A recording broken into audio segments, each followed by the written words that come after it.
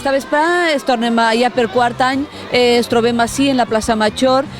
gaudint de los Carnestoltes, un poc veient tot el treball que s'ha fet durant tota la setmana en les escoles, i avui és una forma, l'Ajuntament ha volgut estar, en aquest cas la regidoria d'Educació, ha volgut estar recolzant aquesta festa, que és molt nostra, i que millor que en la plaça del poble, on se puguen trobar des de totes les escoles, vindran així i participaran de l'espectacle que ha preparat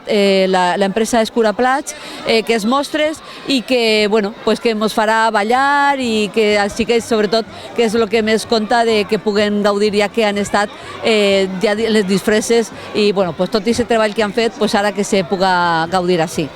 I en mi tinc a una persona molt representativa del món de les ampes perquè està en l'AMPA de Pius XII, està en l'AMPA de l'Institut Broc i Llop, però a més és la presidenta de la Federació d'Ampes de la província de Castelló i està defensant tots els interessos de totes les pares i mares de la nostra ciutat i a més de la nostra província ante l'administració. Per tant, le deixo la paraula.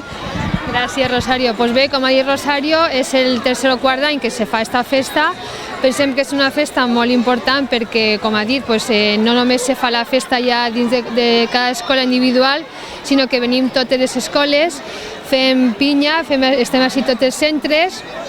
ens relacionem uns amb altres i la veritat és que és una festa molt bonica i esperem que l'Ajuntament continuï molts anys amb aquesta iniciativa perquè la veritat és que pels xiquets i pels pares és una cosa molt bonica per a tots.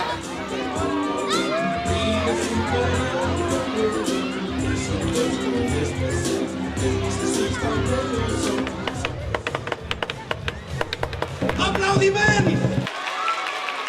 Crits! Explosions de color!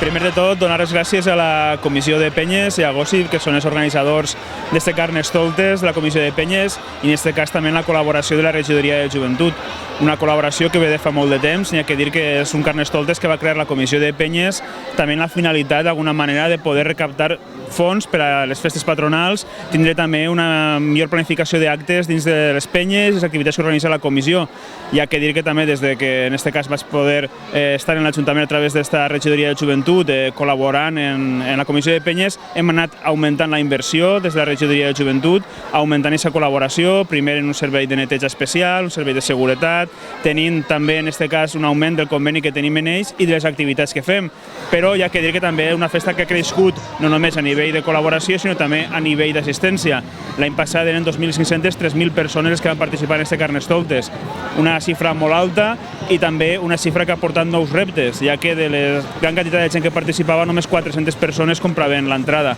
Per tant, en aquesta edició d'enguany hem decidit pegar-li la volta al concepte de Carnestoltes que teníem en Vila-real. Un Carnestoltes diferent, com diu el seu lema, el Carnestoltes gratuït i al carrer. Una concentració així en la plaça Major i des d'ací acompanyats per les batucades de Sant Balea, les colles que tenim també en Vila-real, les xarangues, el rei del Carnestoltes i la música, l'animació i se passacarrers que acompanyarà els veïns i veïnes de Vila-real.